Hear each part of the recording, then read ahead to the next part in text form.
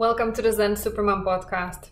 In the episode today, we will be talking about boundaries. What are really those healthy boundaries? Where do you go between those two extremes of either yelling at your kids when they tell you no or when they don't listen, and all the way to the other extreme of not having any rules and just letting them do whatever they want? Where do you find the middle ground? How do you do that?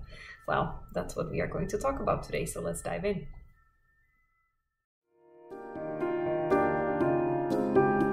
Hi, I'm Elena Gomez Rodriguez, and I'm a mental fitness coach for busy moms. And this is the first podcast to help you increase your stress resistance so that you can become a Zen supermom and simply do it all while staying calm and happy. Welcome to the Zen Supermom podcast.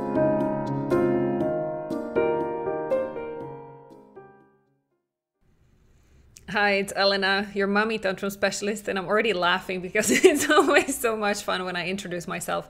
I'm a mommy tantrum specialist because I used to have mommy tantrums all day long, but I'm also a Zen Supermom founder and creator of the Zen Supermom system, which is where we help loving but stressed out moms stop yelling at your kids and be able to set healthy boundaries. And boundaries is what I want to talk to you today about, because just as to set expectations, I'm not a parenting expert, all right? I used to yell at my daughter. I don't do anymore, thanks to what I found out. But my expertise is in childhood trauma healing, because, by the way, this is why your uncontrollable anger is there. But the second part of what we are doing inside the Zen Supermom program is mental fitness practice, which is like, how do you stay calm and not lose your patience even when there is so much time pressure, when your kids tell you no, when they are not listening to you, and you have just so many things to do every day, every moment of the day. You have one child, you're okay, then the second child is born, it's like we've had it all inside the program. And this is where I brought these two things together, the childhood trauma healing and the mental fitness practice together, because that's when I started seeing the best and fastest results really with my clients. Okay.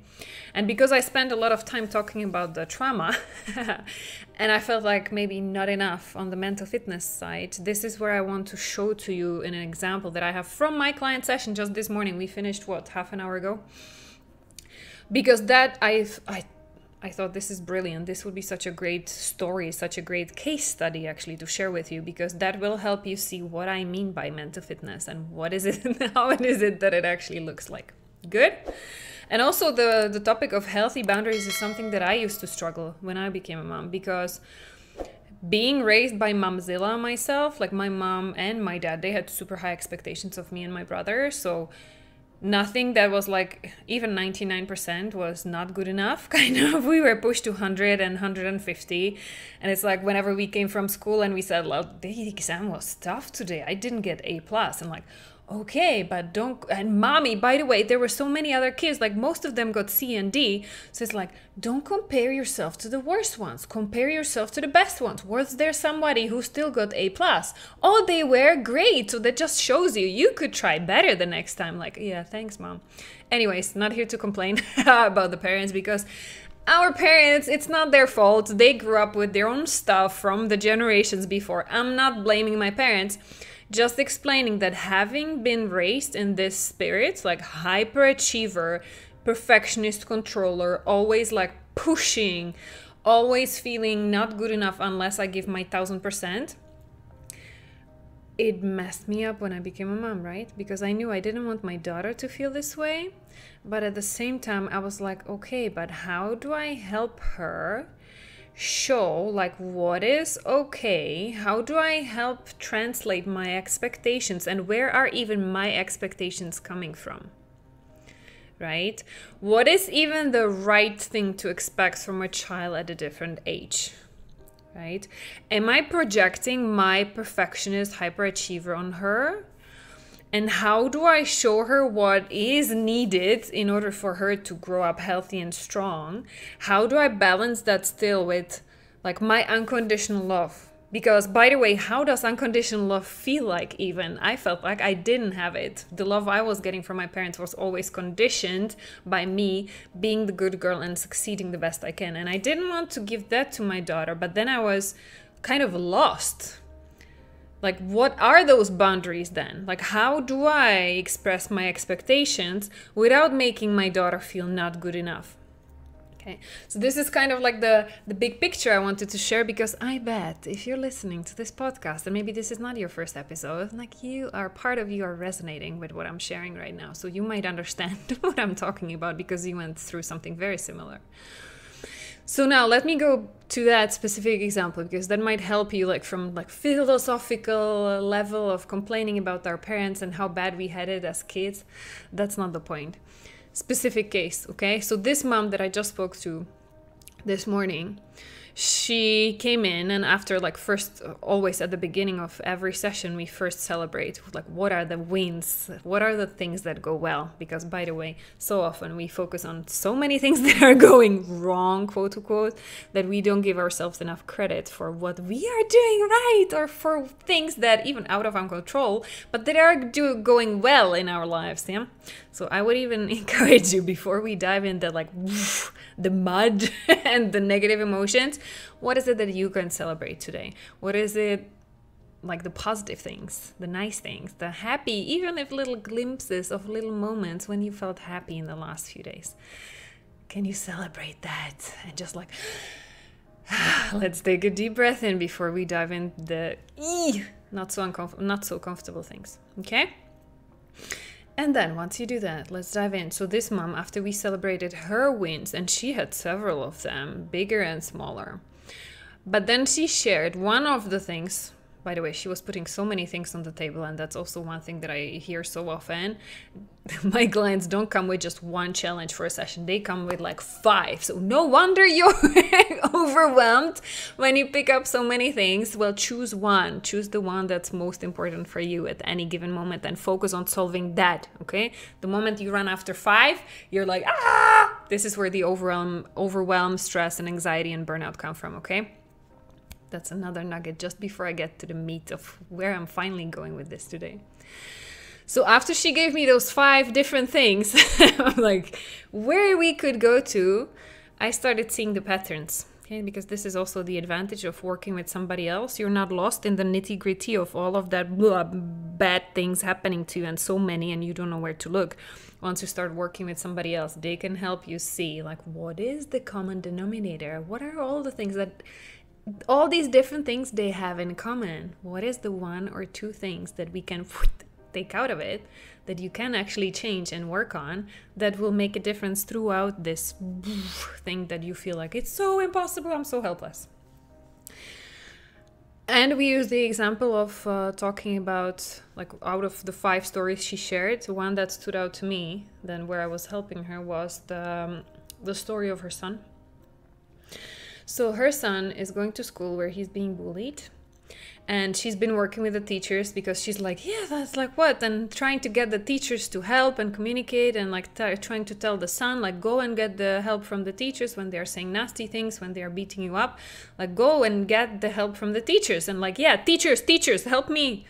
Okay, my son is struggling. And then what she was getting from the teachers, that they were like, yeah, but he's playing okay with this boy. And it looks like, once we started watching him closer, that he has tendencies to choose a friendship where the other boy is dominant. So he makes him do things he doesn't like. That her son is submissive. He's not always capable of choosing healthy relationships where it would be like not equal, really, like which relationship is equal, but where there would be a healthier dynamics, that there is not much of some like forcing or pushing or each other down or things like this, okay? And because this was just one of the stories she shared with me, I started connecting the dots, right?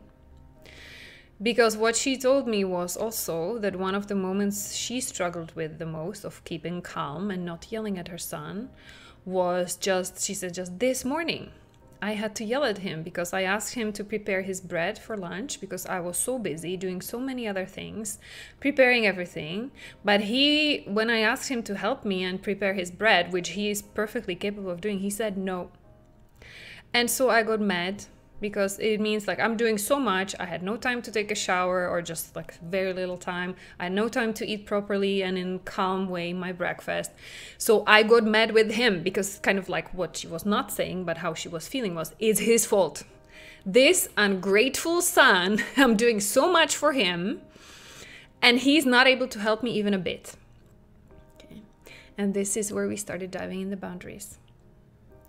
Because what I do with my clients is not only I feel the empathy and compassion for them, because that's exactly where I used to be in the past, but I can also kick their butt. And this is what I did. And she let me do it because she's very strong. Hi, if you're watching or listening, you see her example and inspiration for other moms. She let me kick her butt because that's what was needed. Because I connected the dots between the two.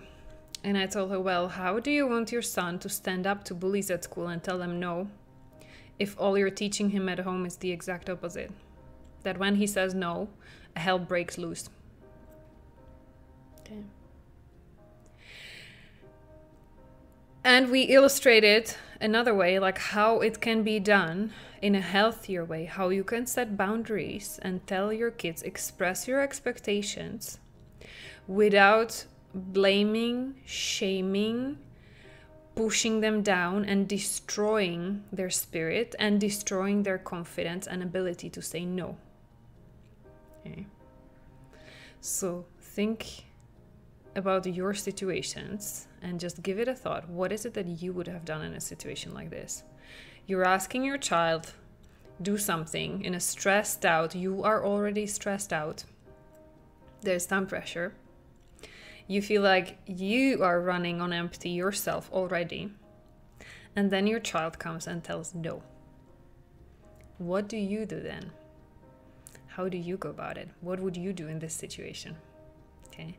This is not a test. I just want you to think through, because once you do, you will start hitting those walls. Like, yeah, I have no idea. I've been there before. My approach doesn't work. I would yell out as well, or in whatever way. So I want you to start thinking for yourself first, so that way I don't have you here in one-to-one session, but I can help you become your own coach, and I can help coach you even through the distance, okay, even remotely. So what is it that we did? She, of course, totally understood, and I told her, I'm not judging you right now. I know you're doing your best. I know your intention is not to crush the spirit of your son.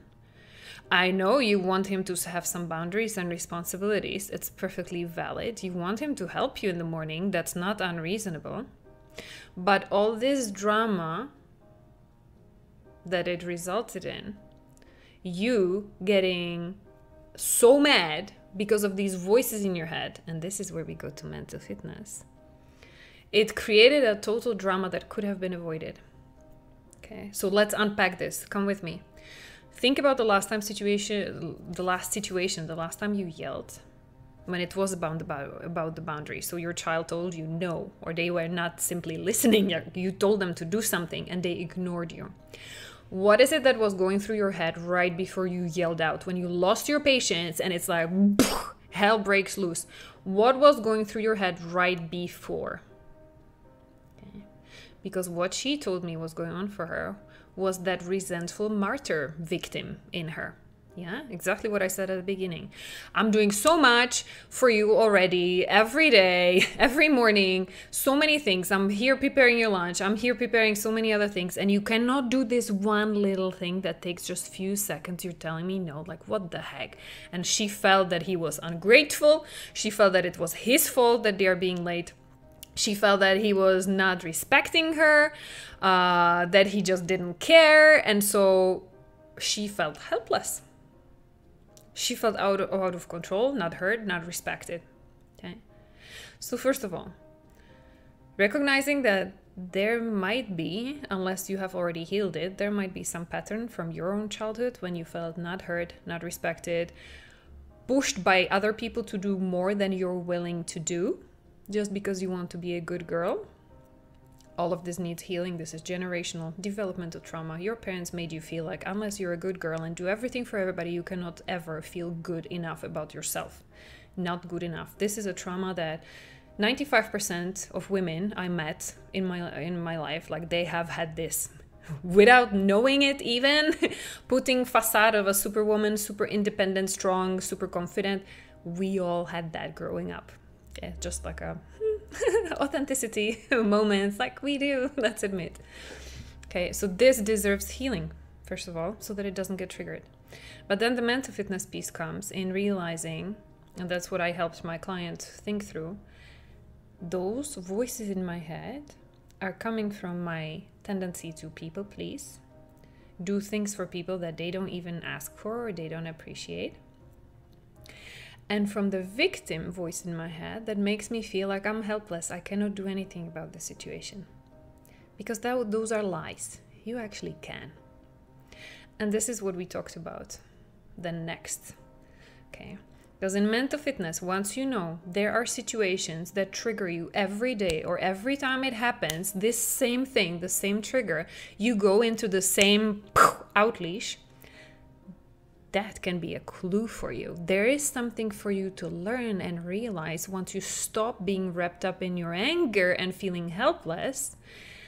Once you calm it down, you will be able to see what is it? What is the opportunity for me to learn so that I can shift from my usual reaction that's never helping, that's always getting me into this drama, that's making things worse. What is it that I'm not seeing? And with my client, her case was those two voices in her head, the pleaser and the victim, they were telling her lies. Is it true that you're completely helpless in that situation? No. There are things you can do. Is it true that you have to keep doing things for everybody even before they ask? Otherwise you're a bad mom? No. What is it that you can stop doing? What is it that you're doing just to be recognized? And then when you don't get that recognition and thank you, you're mad. What is it that you wouldn't do? If nobody was looking, if nobody came to say thank you, what is it that you would stop doing? That's the best check, how to check the people pleaser in you. Would you still do it even if nobody knew about it?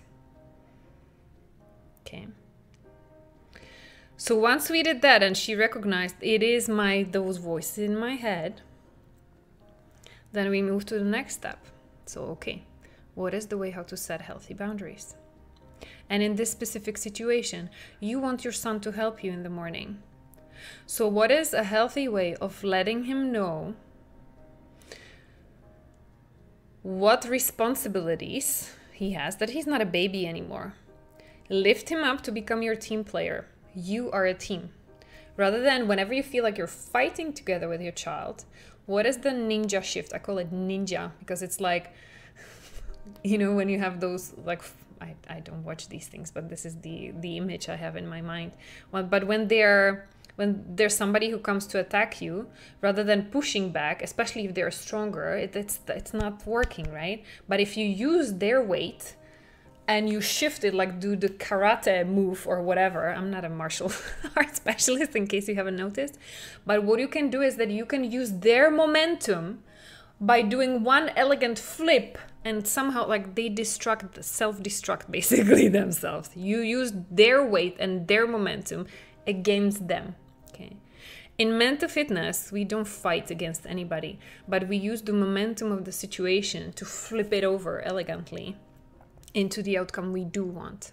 So rather than fighting with your kids, being stubborn and yelling at them and crushing their spirit, because that's what was kicking the butt of the boy at school, right? He was not able to say no safely to his mother because then she yelled at him. So then he was very submissive at school. He was not able to say no to his friends there because he was afraid they will stop loving him, they will stop playing with him, they will not be friends with him anymore. So he felt like he needs to take that beating, he needs to take those nasty words so that he has at least some friends, because that's the dynamic he knows from home.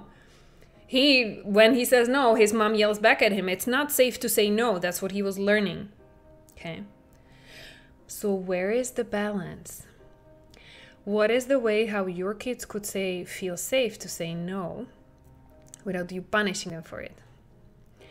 And we flipped it. This is where we did the ninja trick, because rather than fighting with her son, how is it I asked her that you can make your son feel like a team player so that you stop fighting and you start feeding each other with love and affection in the morning, because that's the best way how then you leave the house and you feel great. You both feel happy and ready to start the day and face whatever comes at you, right? Other people, colleagues, friends at school, teachers, everything.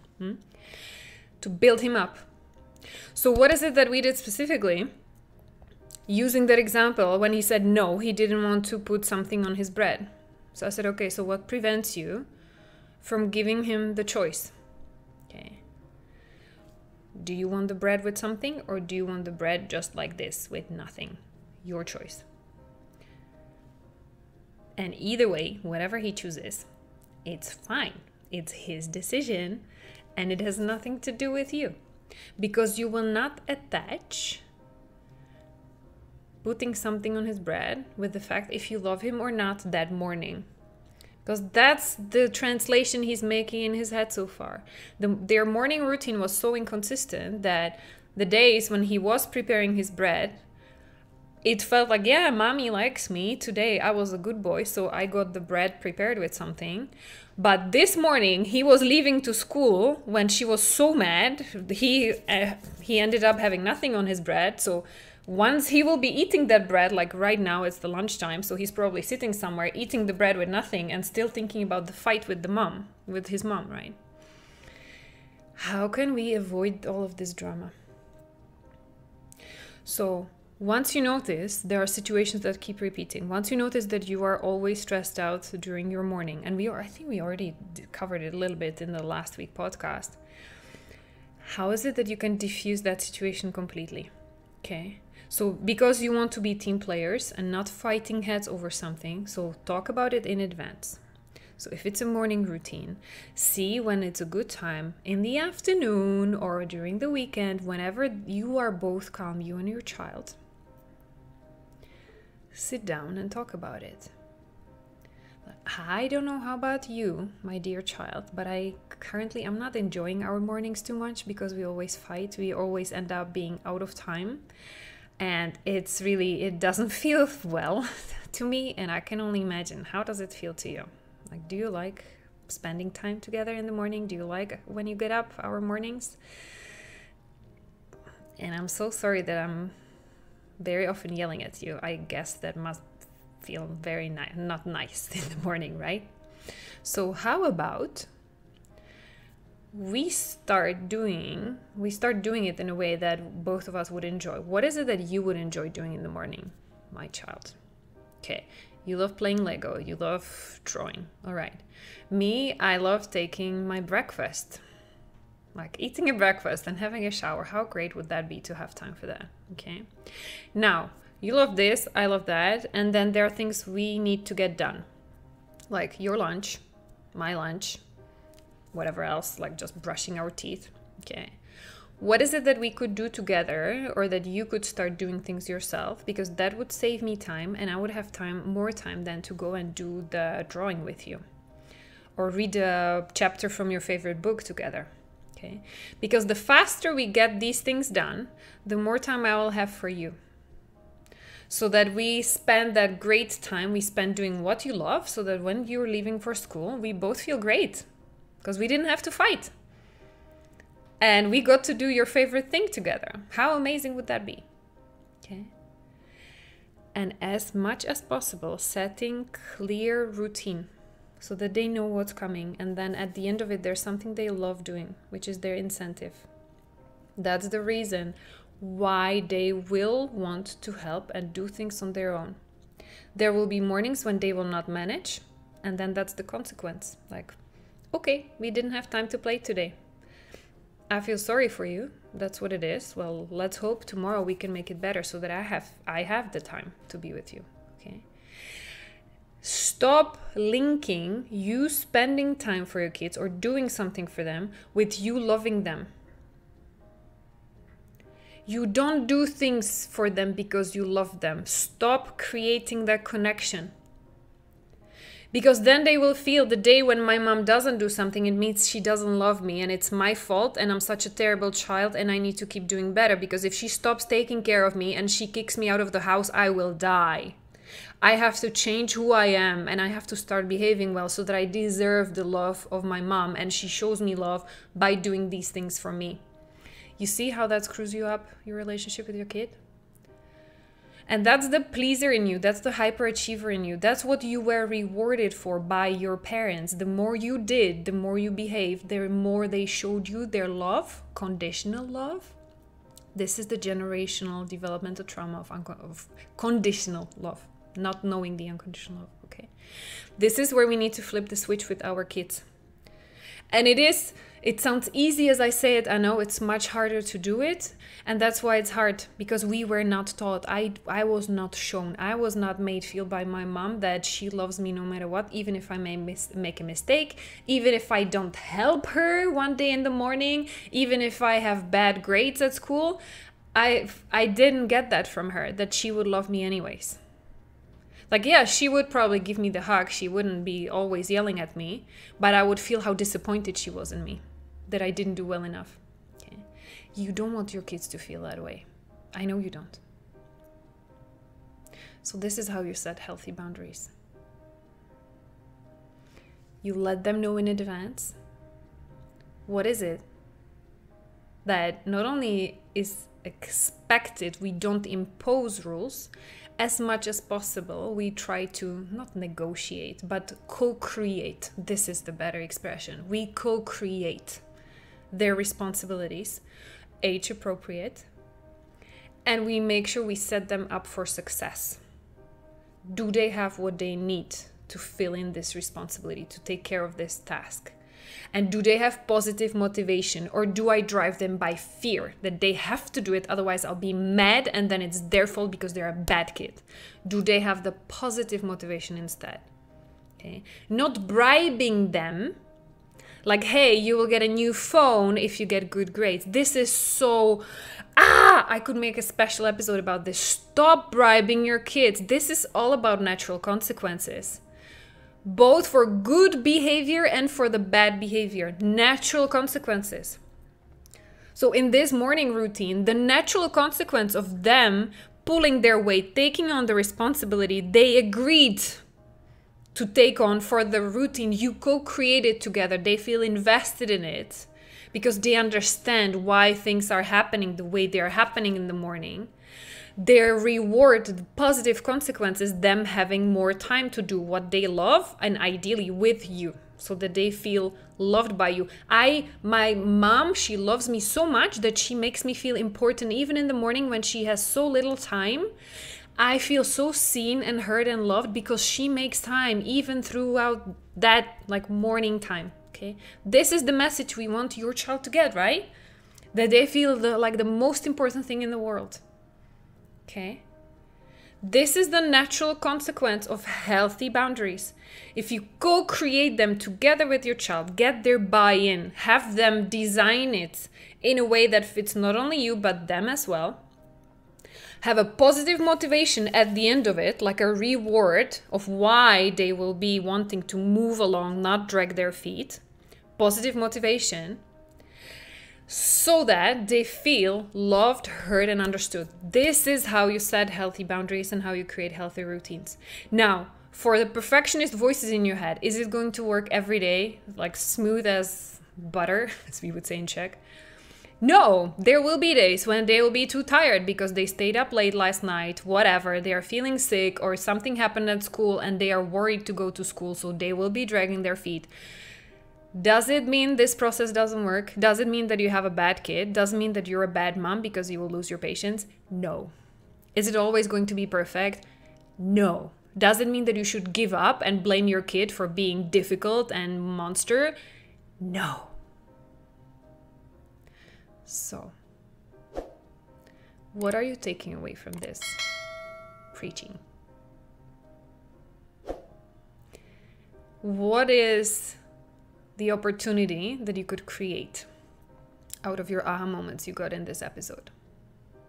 What are some little few easy tweaks that you could start taking in order to shift from fighting with your kids and breaking their spirit just so that they comply with your expectations, and instead you could co-create create positive consequences, positive motivation, so that they would always feel loved by you. So that you could stop attaching their self-worth through how much you love them to how well they do things. Okay, this is the message I wanted you to leave with today, because this is where my client got the biggest aha moments. And I finished the session, her session with her, in the same way how I want to finish this podcast episode with you.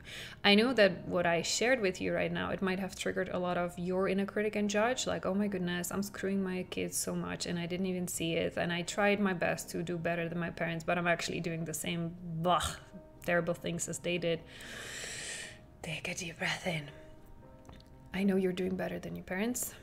Not blaming your parents, they probably did better than their grandparents, like my mom. Like, it was already better. My mom never spanked me. I know she was hurt badly by her dad, so she already did better than she could. I'm just doing my best to do better for my daughter.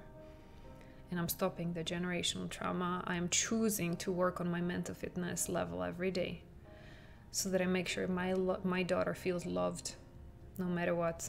Even if she makes mistakes, even if she wants to tell me no, then we work on the thing. I don't blame her. I don't pull her down. And this is what's possible for you too. Depending on the age of your kids, it will be easier the younger they are. If they are teenagers already, expect it to not be easy. Expect it to take time. Because they have heard from you explicitly, or like they translated it for themselves, that they are not good enough already. There is a version of them who does not believe in themselves. Their confidence is shattered. It will take time to rebuild. So the older your kids are, the more important this is, because you want to build them up as much as possible before they leave your nest, because then they are out there on their own. You have no control over what kind of relationships are entering their lives and who else might be entering their lives having the same dynamic as they have with you. Because once they do not feel good enough, they will be attracting people who will be confirming it to them, who will keep on yelling at them, who will keep on demanding they change, who will keep showing them that they have to try harder in order to be worthy of anything. You don't want to leave your kids this way. So build them up as much as you can while you still have time. I'm sending a big hug, Supermom. I know you can do it. And if you need any help with that, let me know. I'm here. Sending you a big hug. Bye.